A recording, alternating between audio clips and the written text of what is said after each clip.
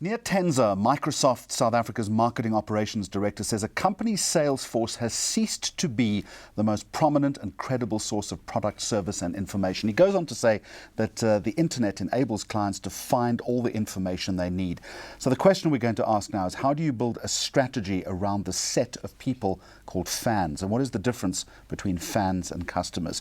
Nir, a very warm welcome to you and thanks for joining us. I want to get to that in just a moment, but you make this point that a company's sales force has ceased to be the most prominent and credible source of product and service information. In what respect? Is the sales force no longer necessary? Of course it's necessary, but the world is changing, and it's changing fast. And the landscape of our users, of the customer, is changing from regular users or customers to fans, and there's a huge difference between them. Fans are people that are not using your products. Fans are people that love your product. Fans are not people that's just using your product and having good experience. Fans will actually market your product and advocate it to their friends, the colleagues, and so forth. So there's a huge shift in the end customer side. And once you have this huge shift, you need to also transform yourself as well. And the idea, I presume, is to try and migrate customers to become fans. Absolutely. And this is the biggest hurdle. So how do you start that process then? Wow. This is a huge theory from left to right and center, of course, that we need to take care of. But starting with that, we let our fans to take part of our innovations. So for example, if you look at Windows 10, Windows 10 is a software operating system that was developed together with our fans. So more than 7 million people took active part of developing a product. Now, when user just uses your product, he cares about it, but to some extent. When user actually took part of creating a product, probably he's a fan now. So the fans become more immersed in what you're doing. Exactly. How do you reach out to them? How do you find them? The way of media changed as well. If in the past, marketing used to do multicast and broadcast, so billboard, TV, radio, and so forth. Currently, through the internet, through the social media, you have a tremendous way to, not just to reach to them, but to have a conversation. And this is also a big aspect and a new thing that we have and see in the market. How do you create conversation, and by that, to amplify your message through fans to other users? So it's not just to reach to the fans, but actually leverage fans in order to reach to others. And the single most difficult thing that marketers face these days is how to create that authentic conversation. Exactly. Discussion. It's a discussion, and it's seamless and it's integrated. Not everybody gets that right though, because people can spot the sales gimmick very early on in the process, can't they? Absolutely.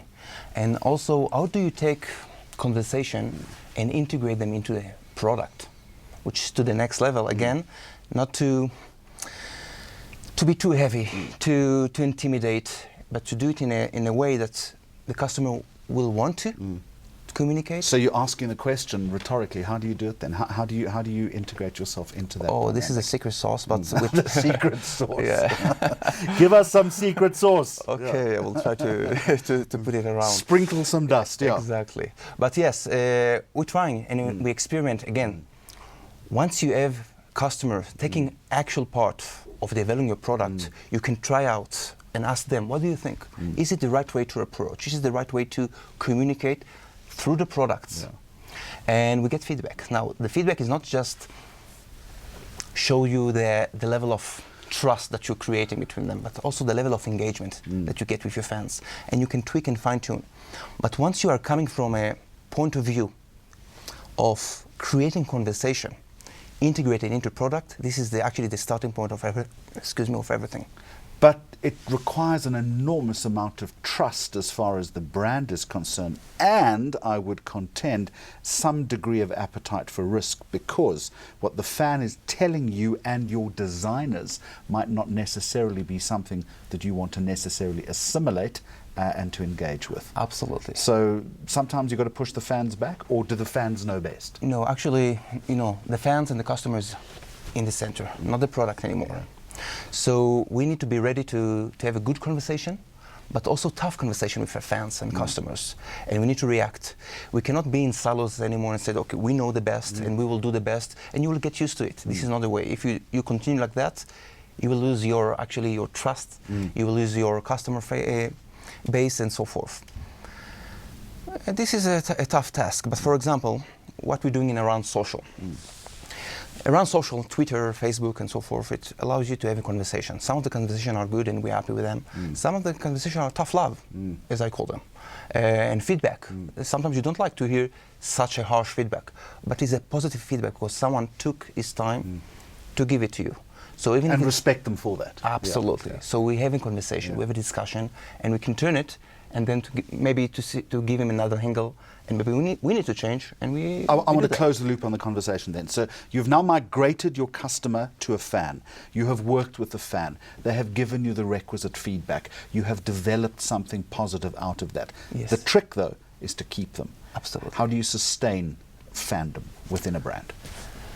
Well, continues the conversation all along. So it's not a one-time try, and once you have them, then you leave them alone for a long time. Because your competitors are wanting to have the same conversation. Absolutely. Yeah. So continuously engage, continuously getting feedback, continuously have conversation, and continuously innovate. So innovation is a key. And you know, again, innovation in technology is an enabler for the change. It's not the change itself, but by inspiring people for innovation, for ideas, you continuously have this discussion with them. Things used to be so much easier 10 minutes ago. But less interesting, though. Nir Tenzer from Microsoft, thank you very much. Thank you so much for your time.